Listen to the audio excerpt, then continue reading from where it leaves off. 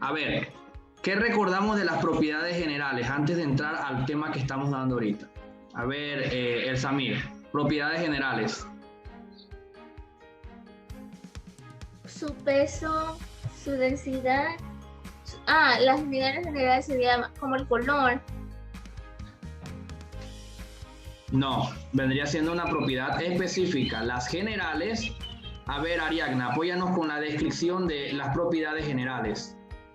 Las propiedades generales son aquellas que, o sea, a simple vista no se pueden diferenciar, por ejemplo, la masa, el volumen, la densidad, la impenetrabilidad, la inercia. Muy bien. Así mismo es. A ver. Entonces, las propiedades específicas, Ariadne.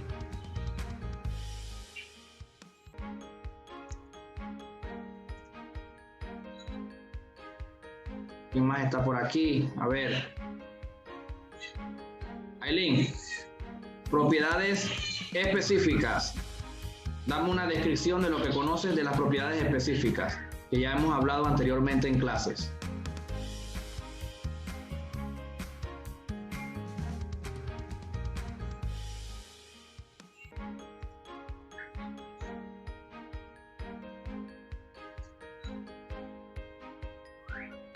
¿Cuál es la pregunta, profe? Que me describas cambios, propiedades físicas, específicas, perdón. Específica. Ajá. Que son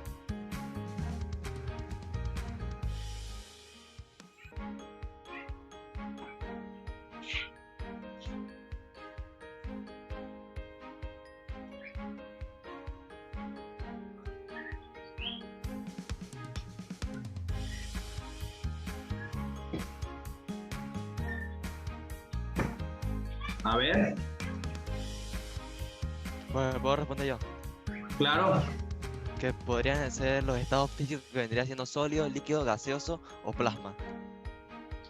Muy bien. Dentro de los cambios físicos también están incluidos los estados de agregación de la materia, que ahorita lo vamos a ver.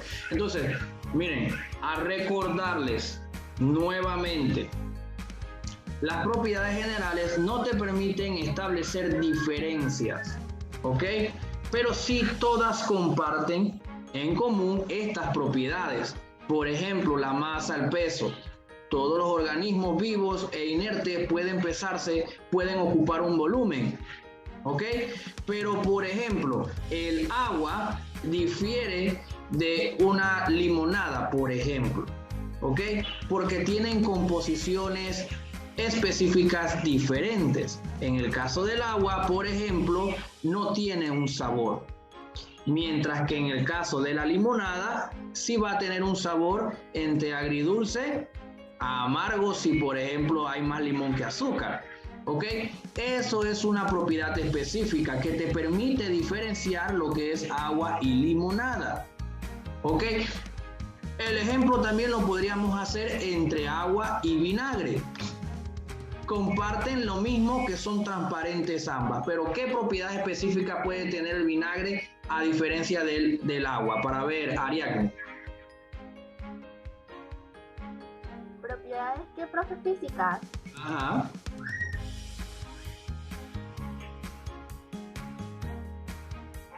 Bueno, yo diría que, por ejemplo, el agua es transparente, mientras que el vinagre sí es transparente. Eso depende de qué vinagre sea también, pero el agua no tiene sabor ni tiene olor como tal, en cambio el vinagre sí. Así es. O sea, ahí podemos entonces aplicar el ejercicio que estábamos haciendo, por eso les pedí el video, para que ustedes pues aprendieran a utilizar las diferentes propiedades que nos deja esta teoría y ponerlas en práctica. Entonces, ahí es donde profesor. vamos. Ajá. Yo estuve esperando los 20 minutos que subiera el video en modo y no vi nada. Joven, yo lo mandé por WhatsApp. Es que yo no cuento con WhatsApp, como le dije en unas semanas. Ok. Bien. Entonces, retomando el tema, ya sabemos pues que las propiedades específicas sí nos permiten determinar o diferenciar las características de diferentes sustancias o elementos que queramos diferenciar. ¿Ok? Bien, vimos un video que nos habla sobre los cambios de la materia. ¿Ok? Dentro de los cambios de la materia tenemos dos divisiones. ¿Cuáles son? A ver, Adil.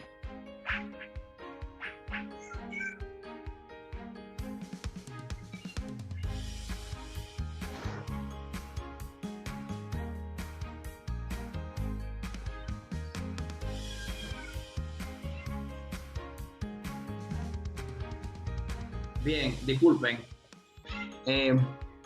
¿Escucharon la pregunta? No.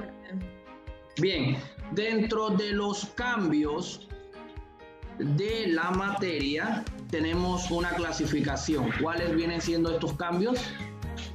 Cambios químicos y cambios físicos. Muy bien. Estamos más que todo hablando pues un poquito de lo que son los cambios que ocurrieron en la explicación del video. Y también lo tienen para reforzar en su teoría. Ok. Bien, este video nos hablaba de la característica principal que tiene un cambio químico. ¿Cuál puede ser? A ver, Philip.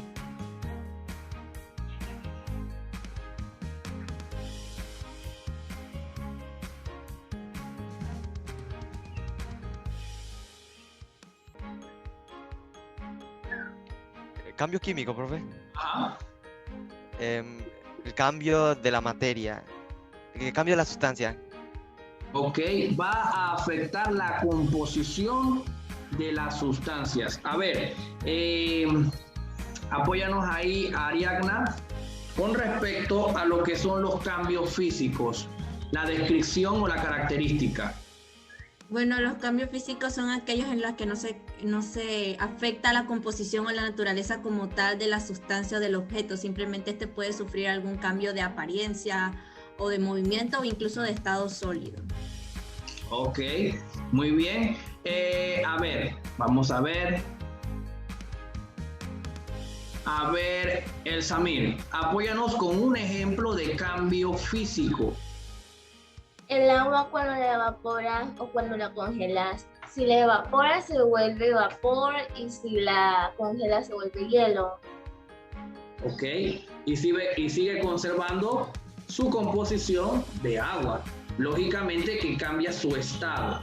Ok, entonces aquí podemos observar también, y lo palpamos en el video, de que los cambios físicos están también relacionados a los estados de agregación de la materia, sólido, líquido y gaseoso. Dependiendo de qué. ¿De qué depende, por ejemplo, que se forme un sólido, por ejemplo, a base de un líquido? La temperatura o la presión. Muy bien, la temperatura, ojo, la temperatura va a ser parte importante para el cambio de líquido a sólido. Ahora, de un líquido que pase a gas va a estar influido ¿por quién? Por la presión. Por la presión. Entre mayor presión hay mayor fluidez de partículas, tornando un gas líquido. Bien. Ahora, dentro de los cambios dentro de los cambios físicos, ya mencionaron evaporación, mencionaron solidificación, pero hay más. Por ejemplo, el cambio de un metal que es fundido a líquido. ¿Cómo se llama eso? Líquido a sólido. Fusión. No. Muy bien.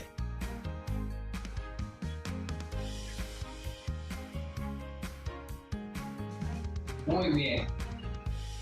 Ok, y si yo tengo un cambio, por ejemplo, yo quisiera pasar de hielo a gas, directamente sin pasar el estado líquido. ¿Cómo se llamaría? Sublimación. Progresiva. Ok, así mismo es. Sublimación progresiva. Bien, pasamos ahora a los cambios químicos. Ok, los cambios químicos afectan la estructura o la composición. En un video me mostraban un cambio, por ejemplo, de un banano, que lógicamente cuando está sano, todavía maduro, conserva esa coloración como amarillenta, así cremosa. Pero cuando de repente ya pasa buen tiempo y empieza a descomponerse, se torna chocolatosa. Ese es un cambio químico. ¿Cómo se llamaría? Putrefacción, profe. Muy bien. Sí, porque ya lógicamente el fruto está descomponiéndose, ¿no? Bien. Hablemos de otros ejemplos de cambios químicos. Uno que ustedes puedan mencionarme, a ver. En el video se mencionó cuando uno quemaba un papel. Cuando quemamos papel. ¿Cuál es la prueba de que esto es un cambio químico? A ver, ¿qué te puede demostrar a ti que es un cambio químico? Es que de papel se vuelve a cenizas. Ok, mientras que de ceniza no puedes volver ya a papel. Eso es importante también distinguirlo. Un cambio químico, lo que transformaste en esa materia no va a volver a su estado normal. ¿Ok? Eso es un cambio químico. Bien, otro ejemplo de un cambio químico que ocurre en las plantas en el proceso de fotosíntesis. ¿Ok? Entra, por ejemplo, dióxido de carbono, agua, luz, y se produce una macromolécula llamada glucosa, totalmente distinta a oxígeno, a, por ejemplo, agua y también a la luz. Y ahí pueden ver que hay un cambio químico. Y esa glucosa no puede regresar nuevamente a descomponerse en agua, ni en dióxido de carbono, ni en energía lumínica. Eso es un cambio químico. Bien, la fermentación. A ver, ¿dónde aplicamos la fermentación, por ejemplo? Que eso es otro tipo de cambio químico. Los alimentos cuando se manipulan son elaborados. Bien, por ejemplo, en el pan. En el pan, ahí podemos observar un cambio químico, porque ese pan entra hecho un pan, o cómo tiene que ser para llegar a ser un pan.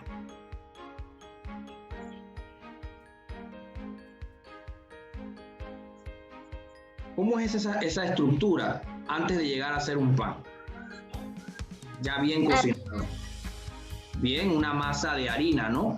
Y con levadura, lógicamente, ocurre el proceso de fermentación ahí también. Bien, la respiración puede ser un ejemplo de cambio químico o físico. Químico. Ok, a partir de dióxido de carbono nosotros de oxígeno, nosotros podemos expulsar dióxido de carbono, que son dos compuestos totalmente distintos. Ahí vemos. Bien, en el video también se hablaba, y ya lo mencionamos ahorita, de que pueden ser regresivos y no regresivos. Ya hablamos de que los químicos son no regresivos, pero los físicos pueden ser regresivos, ¿sí o no? Sí. Sí, mediante transformaciones físicas también. Ok. Por ejemplo, tú puedes cortar un papel en varios pedazos y puedes lograr unirlos